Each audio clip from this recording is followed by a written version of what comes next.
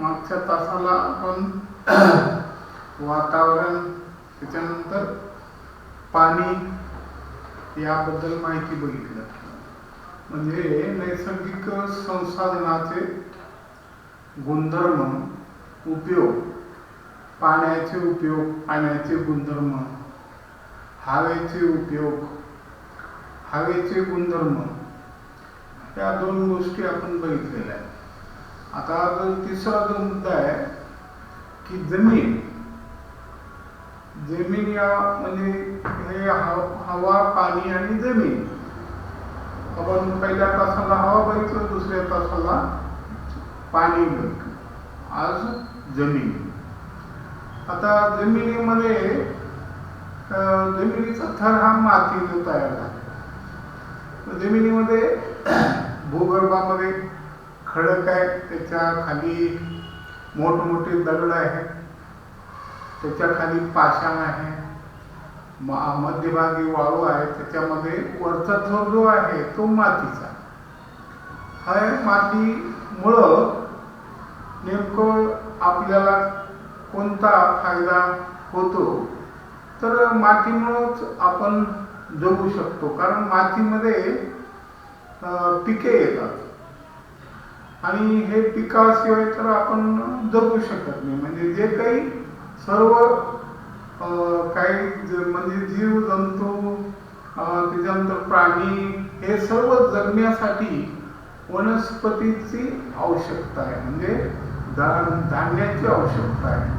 आणि हे जमिनीमध्ये येतात. बी जमिनीमध्ये पेरतो, त्याच्यानंतर त्यामध्ये ते येतात, त्याला बी येतं, फळ येतं, आणि हे आपल्यासाठी, आपल्या अन्न घेण्यासाठी, आपल्या अन्नपदार्थामध्ये यांचा समावेश आहे. सर्व काही अनेक रोग प्रतिकार क्षमता निर्माण करण्यासाठी देखील या फळांची आपल्याला आवश्यकता आहे. मग हे कुठून मिळणार आहे आपल्याला, तर हे सर्व जमिनीमधूनच मिळणार आहे. म्हणजे मातीताशी मातीत मिळशी, शेवटी मातीतूनच, मातीमध्येच आपलं म्हणजे पूर्ण लाईफ समाविष्ट होणार. मातीमुळंच, ज्या मातीमध्ये आपण जन्मलो त्या मातीमध्येच परत आपण म्हणजे आपलं पूर्ण जीवन समर्पित करणार आहोत. मग आता या मातीचा महत्वाचा उपयोग किंवा माती कशी तयार होते जमिनीमध्ये, जमिनीच्या पृष्ठभागावर, तर मातीचे पोत सुद्धा वेगवेगळे आहेत. ते पुढच्या वर्षी तुम्हाला 7वीला ते वेगवेगळ्या प्रकारची माती ही बघतात आणि त्या वेगवेगळ्या प्रकारच्या मातीचा उपयोग काय व्हावा. लाल माती कशासाठी, चिकन माती कशासाठी, रेताड माती कशासाठी उपयोगी पडते, किंवा मुरमाड माती कशासाठी उपयोगी पडते, शाडू सारखं कशासाठी उपयोगी पडतं, हे सर्व पुढच्या वर्षी तुम्ही बघता. आता सध्या फक्त मातीबद्दल आपल्याला सांगत असताना मातीचा उपयोग काय, तर माती कशी तयार होते आणि मातीचा जमिनीच्या पृष्ठभागावर थर तयार होण्यासाठी ते नैसर्गिकरित्या थर तयार होण्यासाठी सुद्धा किती वर्ष लागतात हे आपल्याला बघायचं थोडक्यात. पहिल्यांदा ऊन, वारा, पाऊस, अनेक स्थित्यंतरे जमिनीच्या भूगर्भामध्ये होतात आणि त्यामध्ये ऊन, वारा, पाऊस यामुळे खडकाची झीज होते आणि खडकाची झीज होऊन त्या खडकाचंच मातीमध्ये रूपांतर होतं. आता मातीमध्ये रूपांतर झाल्यानंतर या जमिनीच्या पृष्ठभागावर ज्या काही वनस्पती आहेत, जे काही मोठमोठे कारखाने आहेत, जे काही मोठमोठ्या बिल्डिंगी आहेत, अनेक मजली इमारती आहेत, मेट्रोपॉलिटन सिटी, मोठ्या मोठ्या सिटीमध्ये अनेक मजली, कितीतरी मजली इमारती आहेत. या सर्व या मातीवरच, मातीमध्येच म्हणजे तयार करण्यात आलेले आहे. मग माती जर नसेल तर या सर्व काही बिल्डिंगी कोलॅप्स होतील किंवा हे वनस्पती देखील राहू शकत नाही. कारण वनस्पतीचे जे मुळं आहेत या माती त्याला त्या मुळांना माती घट्ट धरून ठेवते, म्हणून वनस्पती देखील ताट उभा टाकून राहतात. नाहीतर वनस्पती जमिनीवर पडू शकतात. बऱ्याच ठिकाणी मोठमोठे पाऊस पडल्यानंतर त्या ठिकाणी माती वाहून गेल्यानंतर त्याची मुळं उघडे पडतात आणि ते झाड जमिनीवर पडलेले आपल्याला दिसून येतात. म्हणजे माती जर आपण काढून टाकलं तर ते झाड किंवा त्या वनस्पती ताट उभा टाकू शकत नाही. किंवा मोठमोठे बिल्डिंग जे आहेत त्याच्या सभोवताली जे काही मातीचा थर आहे त्या मातीमध्येच ते बसलेले आहेत, त्याची माती जर काढलं बाजूची तर ते बिल्डिंग्स देखील उभ्या टाकू शकत नाही, ते जमिनीवर पडतील. असे अनेक ठिकाणी मोठमोठे काही पाऊस पडलेले असतील, ढगफुटी झालेली असेल, त्या ठिकाणी आपण पाहिलेलं असेल झाडं पडलेली किंवा मोठमोठ्या बिल्डिंग्स जमिनीवर पोल्या झालेल्या पडलेल्या आपण पाहिलेल्या आहेत. किंवा टीव्ही मध्ये आपण बघतो किंवा ढगफुटी झाली असं झालं का. मागेच गेल्या वर्षी आपण बघितलं सातारा, सांगली, कोल्हापूर या ठिकाणी फार मोठे पाऊस पडलं. त्यामुळं पाणी नदीमध्ये नदीतून बाहेर पडलं गेलं आणि जमिनीवर गेल्यानंतर तिथं झाडं ते सगळे बिल्डिंग कोलॅप्स झाले, अनेक लोक बेघर झाले, म्हणजे सगळे घरं पडून गेले.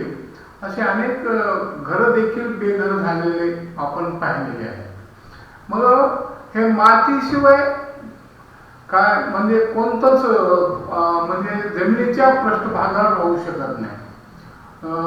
तसंच मातीवर जे काही जीव जंतू प्राणी राहतात ते सर्व त्या सर्वांनाच आपण भूचर असं म्हणतो. जमिनीच्या पृष्ठभागावर राहणारे सर्व प्राणी यांना आपण भूचर असं म्हणतो किंवा वनस्पती यांना भूचर असं म्हणतो. म्हणजे जमिनीच्या पृष्ठभागावर चलणारे, राहणारे, फिरणारे यांना आपण भूचर असं म्हणतो. तसंच जमिनीच्या पृष्ठभागावर फक्त पाणी जर असेल तर आपण जिवंत राहू शकत नाही. मग आता आपण काही ग्लोबल वॉर्मिंग वगैरे आपल्याला काही नावं अशी ऐकून माहिती आहे किंवा जमिनीच्या पृष्ठभागावर जे काही वातावरण आहे त्या वातावरणामध्ये सूर्यप्रकाशात जर वाढलं, सूर्यप्रकाशित तीव्रता जर वाढली तर वातावरणातील कार्बन डायऑक्साईड संपून जाईल आणि एक जे नद्या नाले जे काही जमिनीच्या आतमध्ये जे पाण्याचा साठा आहे सागरामध्ये आहे त्याचं बर्फामध्ये रूपांतर होईल किंवा बर्फामध्ये असलेलं पाणी, बर्फामध्ये मोठ्या प्रमाणामध्ये पाणी सापडतं. या सर्व बर्फाचं रूपांतर जर पाण्यात होऊ लागलं सूर्यप्रकाशच्या उष्णतेनं, म्हणजे उष्णतेची तीव्रता जर मॅक्झिमम झाली तर जास्तीत जास्त झाली तर हे ग्लोबल वॉर्मिंग घडू शकेल असं एक शास्त्रज्ञाचा अंदाज आहे. निसर्ग ते काही अंदाज म्हणजे निसर्ग ते सापडू शकत नाही. निसर्गाला म्हणजे सापडू शकत नाही. मानवाला निसर्ग सापडू शकत नाही. आता ते वेगवेगळी काही गोष्टी आपण मानव निर्मित करतो त्यामुळे काही आपल्यावर आपत्ती येऊ शकतात. बऱ्याच गोष्टी मानव निर्मित असतात तरी निसर्ग दत्त शक्ती अशी आहे की ते आपल्याला सापडू शकत नाही, आपल्याला मिळू शकत नाही. तसं मातीमध्ये अनेक झाडे झुडपे असे गाळले गेलेले किंवा समुद्राच्या पृष्ठभागात समुद्रामध्येच अनेक जीवाणू आहेत. हे जीवाणू अब्जाधीश करोडो असे जीवाणू त्यामध्ये असतात आणि त्यांचे देखील अंत होत असतो कालांतराने आणि त्यानंतर त्या भूगर्भामध्ये त्या समुद्राच्या सागराच्या तळामध्ये ते गाळले जातात आणि त्यामध्ये म्हणजे कार्बनयुक्त पदार्थामध्ये पेट्रोल तयार होतो आणि हे पेट्रोल आपण शुद्धीकरण करून ते पेट्रोल वेगळं करतो. नैसर्गिक इंधने त्याच्यामध्ये मिळतात. रॉकेट, पेट्रोल, डिझेल हे देखील आपल्याला जमिनीतूनच मिळतात. म्हणजे सागर जे आहे सागराच्या तळ्याला हे जीवाणू गाळले जातात आणि कालांतराने ही जीवाणू जमिनीमध्ये गाडले गेल्यानंतर त्याचं विघटन होतं, ते जमिनीमध्ये मुरले जातात. त्यापासून आपल्याला पेट्रोल मिळतं किंवा नैसर्गिक इंधने मिळतात, रॉकेल, पेट्रोल, डिझेल.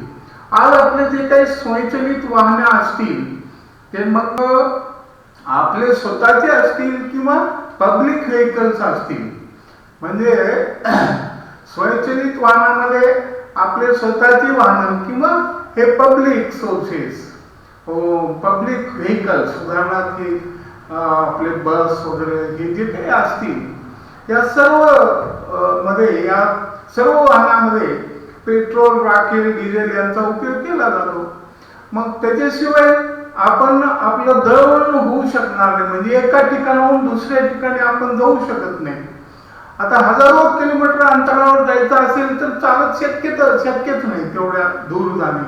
बरं ठीक आहे, जाता येईल, पण कित्येक कालावधी लागेल. मग त्यासाठी आता जर एवढं जवळ आलेलं आहे, ह्या दळणवळणामध्ये ह्या रॉकेल, पेट्रोल, डिझेल यांचा वापर होऊ लागलेला आहे. आणि हे रॉकेल, पेट्रोल, डिझेल मिळणार आहे कुठून? भूगर्भामधूनच, म्हणजे सागराच्या तळातून. तसंच खनिजे सापडतात, धातू खनिजे सापडतात. त्या मातीतूनच काही किरणोत्सारी मूलद्रव्ये सापडतात, ज्यांना आपण रेडिओ ऍक्टिव्ह एलिमेंट्स असं म्हणतात इंग्रजीमध्ये. किरणोत्सारी मूलद्रव्ये ते पिच ब्लेड असं म्हणलं जातं. म्हणजेच त्या मातीमधूनच हे किरणोत्सारी मूलद्रव्ये सापडतात. म्हणजेच ते काही शास्त्रज्ञांनी त्याचे शोध लावलेले आहेत. त्याच्यापासून आपल्याला अणुबॉम्ब, ॲटम बॉम्ब, म्हणजे त्याला आपण इंग्रजीमध्ये ॲटम बॉम्ब, म्हणजे त्यांचा हाफ लाईफ टाइम पिरियड किंवा अर्ध आयुष्यकाल फार मोठा असतो, किंवा जगामध्ये संपूर्ण जगाला क्षणार्धात संपवण्याची ताकद त्या अणुबॉम्बमध्ये, मोठमोठ्या अणुबॉम्बमध्ये आहे. कारण त्याच्यामध्ये किरणोत्सारी मूलद्रव्याचा वापर केला जातो. रेडियम, पोलोनियम, रुबिडियम, सिझियम अशासारखे किरणोत्सारी मूलद्रव्ये स्वयंस्फूर्तपणे त्यांच्यातून किरण बाहेर फेकली जातात. आणि त्यामुळं 1 ग्रॅम युरेनियम जर जाळलं तर 30 लाख टन कोळसा जळला इतकी उष्णता निर्माण होते, असं शास्त्राने सांगितलेलं आहे. सायन्समध्ये, म्हणजे विज्ञान मध्ये काही ठिकाणी असं सांगितलेलं आहे आणि वाचलेलं आहे, किंवा 1 ग्रॅम युरेनियम म्हणजे किरणोत्सारी मूलद्रव्य जर आपण जाळला तर 30 लाख टन कोळसा जळले इतकी उष्णता निर्माण होते. म्हणजेच या मातीमधूनच हे युरेनियम वगैरे मिळणार आहे, म्हणजे हे किरणोत्सारी मूलद्रव्य मिळणार आहे, नैसर्गिक वायू मिळणार आहे, या नैसर्गिक इंधने मिळणार आहे. त्याच्यामध्ये रॉकेल, पेट्रोल, डिझेल हे इंधन, त्याच्यानंतर डांबर, त्याच्यानंतर नॅफ्थॅलिन म्हणजे डांबर गोळ्या, हे सगळं काही त्या पृथ्वीच्या पृष्ठभागातून, भूगर्भातूनच सापडणार. तसंच आपल्या जे काही आज नाही, पूर्वीच्या काळामध्ये पृथ्वीचं, म्हणजे हे जमीन खोदल्यानंतर मातीचा थर संपला तर खालच्या बाजूला म्हणजे मोठमोठे पर्वत, मोठमोठे दगड, आणि त्याच दगडापासून ह्या म्हणजे घर बांधत असतात. आता आज आपण मातीपासूनच विटा तयार करतो, त्याचेच घर बांधून लागलेलं. म्हणजे मातीशिवाय आपण जगू शकत नाही. थोडक्यात आपलं रोटी, कपडा और मकान या तिन्ही गोष्टी, म्हणजे आपल्या जीवनावश्यक ज्या गोष्टी आहेत, रोटी आहे म्हणजे धान्य, जे काही आपल्याला अन्न पदार्थ लागतात हे त्या मातीमुळेच मिळणार आहे. मकान, आपल्याला घर मिळणार आहे, मातीशिवाय आपण घर होऊ शकत नाही. आपल्याला कपडा मिळणार आहे, मातीशिवाय ते मिळू शकत नाही. कारण धान्य हे जे काही वनस्पती आहेत त्याच्यापासूनच हे कपडे तयार केले जातात. त्याच्यावर काही शास्त्रीय पद्धतीने क्रिया करून वेगवेगळ्या घटकावर, वेगवेगळ्या अन्नधान्यावर काही प्रक्रिया करून त्याच्यावरूनच कपडा मिळतो. म्हणजे रोटी, कपडा और मकान हे जे काही आपले 3 म्हणजे जीवनावश्यक मूलभूत गरजा आहेत मानवाच्या, ह्या गरजा मातीशिवाय भागू शकत नाहीत. तर म्हणून माती ही अतिशय उपयुक्त आहे. दुसरं एक उदाहरण सांगता येईल किंवा मातीमध्ये कोणते थर आहे, तर मातीचा हा वरचा पृष्ठभाग, त्याच्या खालचा उदाहरणात आपल्याला सांगता येतं.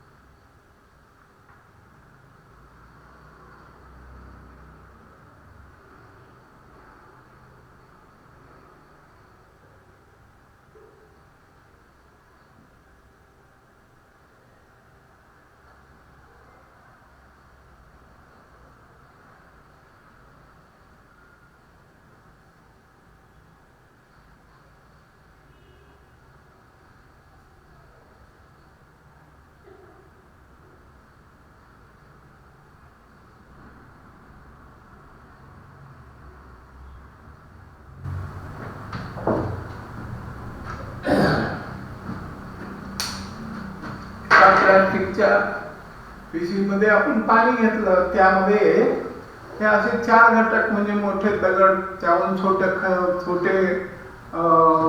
खडे, त्याच्यावर वाळू आणि माती असं टाकलं त्यामध्ये, आणि आपण त्याला म्हणजे हलवलं, एकजिन्सी करायचा प्रयत्न केला, तर सगळ्यात खालचा थर नाही, मोठे दगड, त्याच्यावर छोटे खडक म्हणजे खडे, त्याच्यावर वाळू राहील आणि त्याच्यावर माती राहील. म्हणजे अशा प्रकारे जमिनीमध्ये हे बसलेले, व्यापलेले मोठे दगड खालच्या बाजूला, त्याच्यावर खडे छोटे मोठे, त्याच्यावर वाळू आणि त्याच्यावर माती.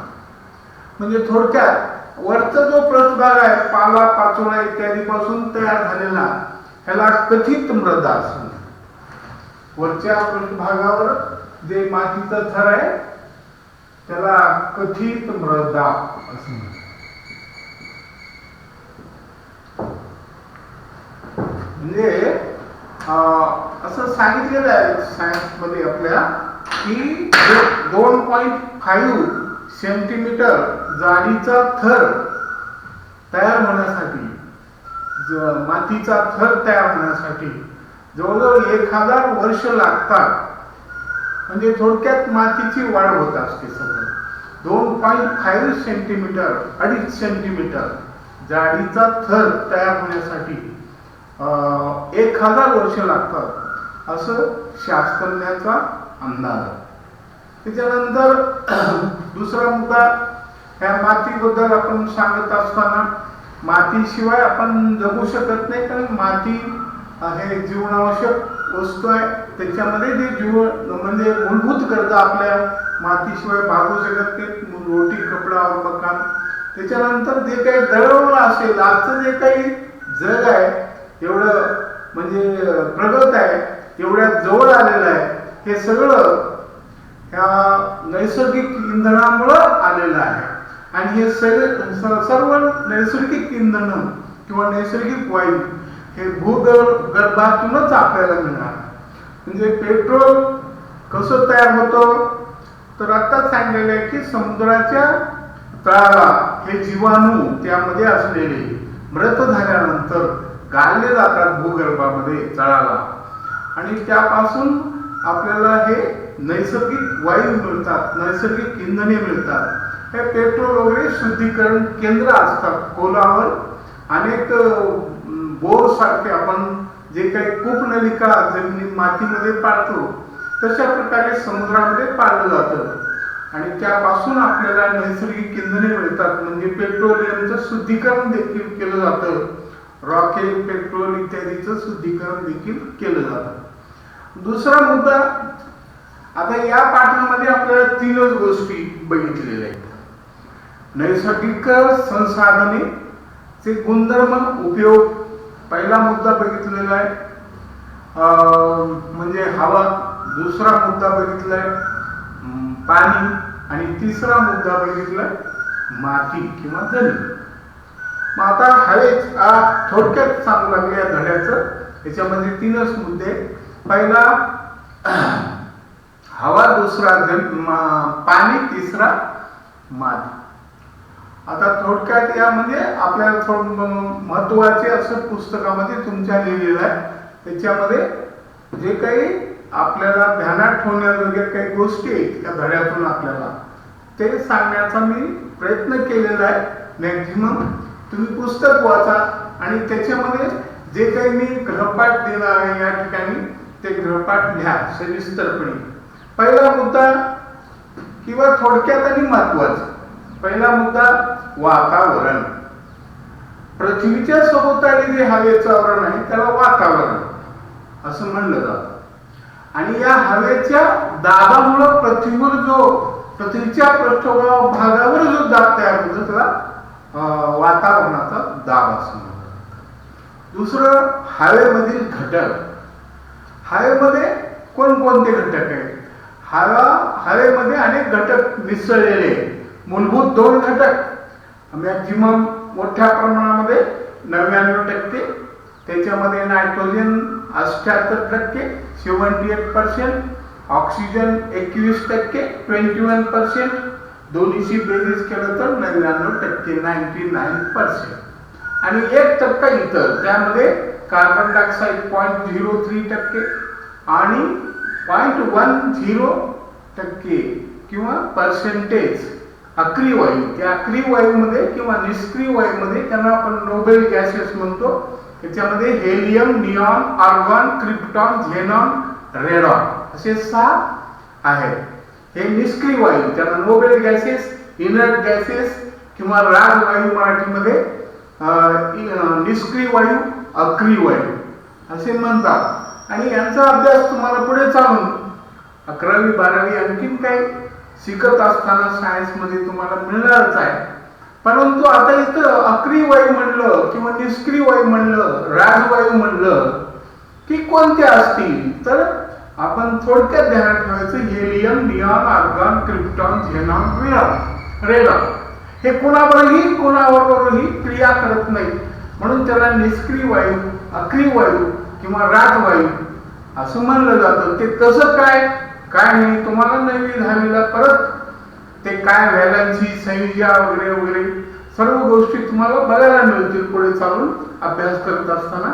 इथं आपल्याला एवढंच सांगायचे आहे की हे घटक त्यामध्ये असतात. या प्रत्येकाचा उपयोग सांगितलेला तुम्हाला. नायट्रोजनचा उपयोग वनस्पतीच्या वाढीसाठी, ऑक्सिजनचा उपयोग श्वसनासाठी आणि ज्वलनासाठी. पदार्थ कोणताही जाळायचा असेल, त्याचे ज्वलन करायचं असेल तर ऑक्सिजनची आवश्यकता आहे. ऑक्सिजन नाही तर ते जळणारच नाही. विदाउट ऑक्सिजन कोणताही पदार्थ जळू शकत नाही. निर्वातित जर केलं एखादी रूम, हवा काढून टाकली, ऑक्सिजन नाही त्या रूम मध्ये, आणि त्याला तुम्ही एखाद्या पदार्थाला जाळण्याचा प्रयत्न केला तर ते जळणार, काळी पेटणार. म्हणजे ज्वलनासाठी ऑक्सिजनची आवश्यकता. कार्बन डायऑक्साईड तर अतिशय उपयुक्त आहे, कारण सर्वात महत्वाचा उपयोग म्हणजे प्रकाश संश्लेषण क्रियेमध्ये कार्बन डायऑक्साईडचा उपयोग होतो. वनस्पती जे अन्न तयार करतात ते कार्बन डायऑक्साईड शिवाय करू शकत नाही. त्यांच्यामध्ये पाणी असतं, कार्बन डायऑक्साईड हवेमध्ये असतं, या दोन्हीची क्रिया एकमेकावर होते. सूर्यप्रकाश असेल आणि त्या पानामध्ये हरितकण असेल तर होते आणि वनस्पती अन्न तयार करतात. त्याला प्रकाश संश्लेषण किंवा फोटोसिंथेसिस असं म्हणलं जातं. हे पुढे चालून तुम्ही पुढच्या वर्षी शिकतात. त्याच्यानंतर दुसरा मुद्दा याच्यामध्ये आपण बघितलं कार्बन डायऑक्साईडचा उपयोग, वेगवेगळ्या घटकाचा उपयोग, कोणकोणते घटक आहेत. मग हवा मिश्रण का, एक जिन्सी पदार्थ का नाही, दोन घटकाचं तर प्रमाण ठरलेलं आहे 21% आणि 78%. मग ह्याला मिश्रणच का म्हणायचं, संयुग का म्हणायचं नाही, एक जिन्सी पदार्थ का म्हणायचं नाही. तर वेगवेगळ्या ठिकाणी त्या वेगवेगळ्या प्रकारचे वायू त्या हवेमध्ये मिसळलेले असतात. जिथं धुराडे त्या ठिकाणी कार्बन मोनॉक्साईड, जिथं खडी तयार करण्याचं केंद्र आहे तिथं नायट्रस ऑक्साईड, जिथं कोंबड्याचा खुराड आहे त्या ठिकाणी हायड्रोजन सल्फाईड, आणि जिथं मोठमोठे कारखाने तिथं कार्बन मोनॉक्साईड, असे वेगवेगळे घातक वायू या हवेमध्ये मिसळले जातात. त्याला डेंजरस गॅसेस असं म्हटलं जातं.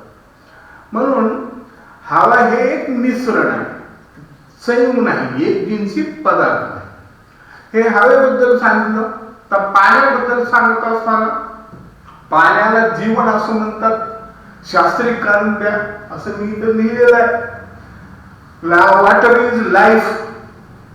का बाबा, तर पाण्याशिवाय आपण एक दिवस सुद्धा जगू शकत नाही. कारण सर्व शरीरातल्या क्रिया पाण्यामुळेच घडून येतात. मग ते उत्सर्जन असेल, न्यूट्रिलायझेशन म्हणजे उत्सर्जन, म्हणजे त्याला एक्सक्रिएशन म्हणतात इंग्रजीमध्ये. मग ते प्रजनन असेल, पुनरुत्पादन, नवीन जीवन तयार करण्याचं, किंवा त्याला आपण रिप्रोडक्शन म्हणतो. डायजेशन असेल, अन्नपचन असेल, ह्या सर्व क्रिया पाण्याशिवाय होऊ शकत नाही, घडू शकत नाही. म्हणून पाणी हे अत्यावश्यक आहे. तसंच पाणी पिण्यासाठी, धुण्यासाठी, स्वच्छतेसाठी पाण्याशिवाय कोणतंही कोणत्या कार्याची सुद्धा सुरुवात होत नाही. म्हणून पाण्याला जीवन असं म्हणतात. एवढंच सांगायचं नाही. दुसरं एक पॉइंट आहे त्याच्यामध्ये, ते की या पाण्याऐवजी दुसरं कोणतं लिक्विड, दुसरं कोणतं द्रावक आपल्याला उपयोग करता येतं का, सॉल्व्हंट कोणतं उपयोग करता येतं का, करता येत नाही. कोणतंच लिक्विड, कोणतंच द्रव पदार्थ पाण्याऐवजी उपयोगात आणता येत नाही. आपल्याला आंघोळ करायचं तर पाण्यापासूनच करता येते. पाण्यामुळेच शरीर स्वच्छ होणार आहे. दुसरं पाण्याऐवजी कोणता द्रव पदार्थ आपल्याला उपयोगात आणता येत नाही. असं काही नाही फुकट मिळालं पाणी असं म्हणता येणार.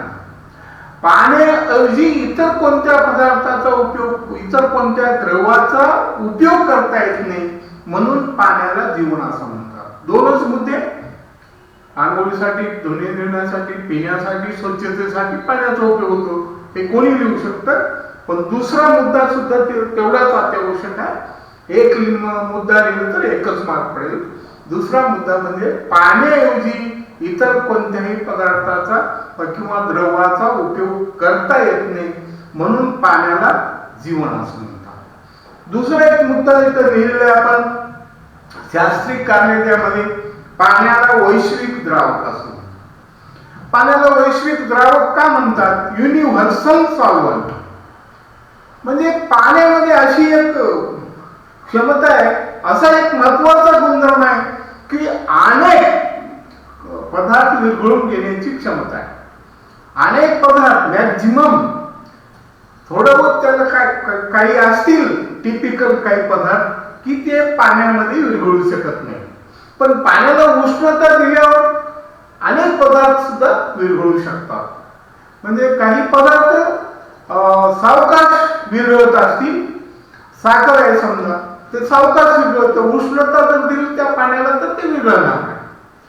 किंवा जे काही कार्बनिक पदार्थ आहेत ते सहजासहजी पाण्यामध्ये विरघळत नाही. मग असे हे कार्बनिक पदार्थ या पाण्यामध्ये विरघळत नाहीत. मग त्याला कार्बन बायसल्फाइड मध्ये विरघळलं जातं, दुसऱ्या द्रवामध्ये ते विरघळ टाकलं जातं. म्हणजे काही प्रयोग करायचे असतील प्रयोगशाळेमध्ये तर पाण्याचा उपयोगच करावा लागतो, कारण डायरेक्ट एखाद्या पदार्थावर प्रयोग करता येत नाही. समजा मीठ आहे, मिठावर H2SO4 ची क्रिया करायची, आम्लाची क्रिया करायची, ते जळून जाईल. अल्कलीची क्रिया करायची, ते जळून जाईल. सोडा आहे, त्याच्यावर आम्लाची क्रिया करायची, अल्कलीची क्रिया करायची, ते जळून जाईल.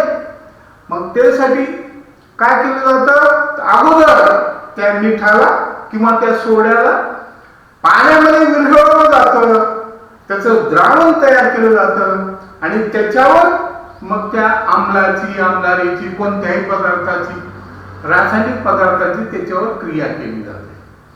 म्हणजे एक महत्वाचा गुणधर्म, अनेक पदार्थ विरघळून घेण्याची क्षमता.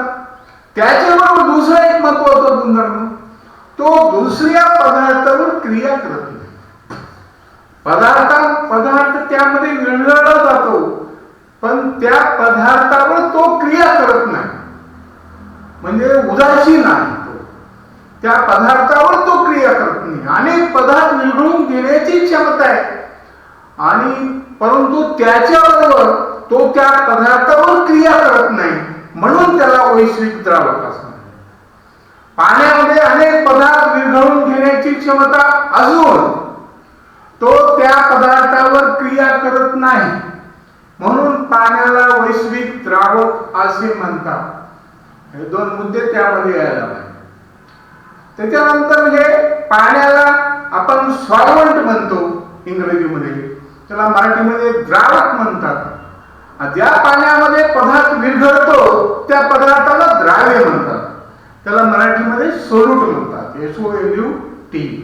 आणि हे विरघळल्यानंतर जे काही द्रावण तयार होतं त्याला आपण सोल्युशन असं म्हणतो. इंग्रजीमध्ये, मराठीमध्ये त्याला द्रावण असं म्हणतात. मीठ पाण्यामध्ये विरघळल्यावर मिठाचं द्रावण तयार.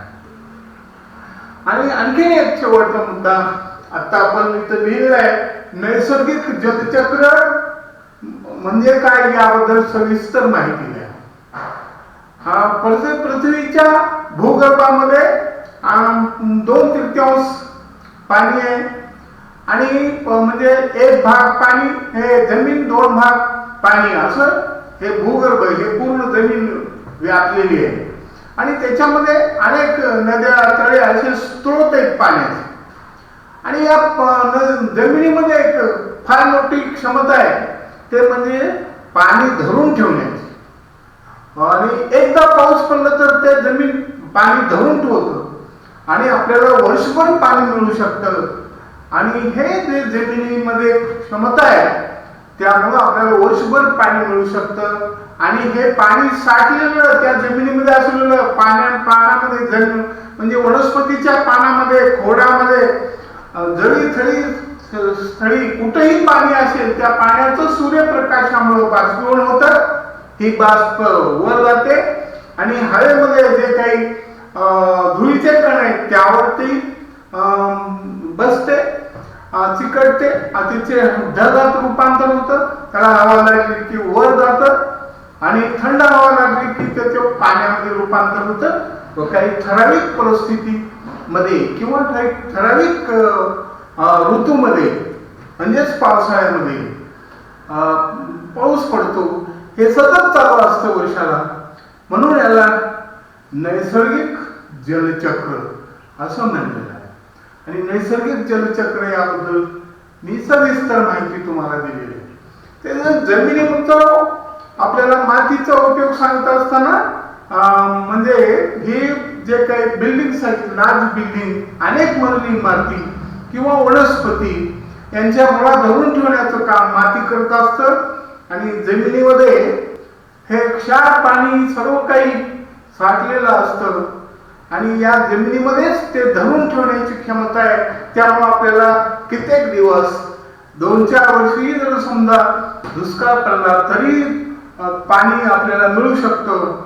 म्हणजेच त्या जमिनीतून आपण पाणी काढतो कूपनलिकेद्वारे, बोरवेलद्वारे, आणि ते आपल्याला मिळू शकतं. अशा प्रकारे या जमिनीचं त्याच्या मातीचं आणि मातीमध्ये एक सांगितलं आपल्याला की नैसर्गिकरित्या जमिनीचा 2.5 सेंटीमीटर जाडीचा थर तयार होण्यासाठी जवळजवळ 1000 वर्ष लागतात असे शास्त्रज्ञाचा अंदाज.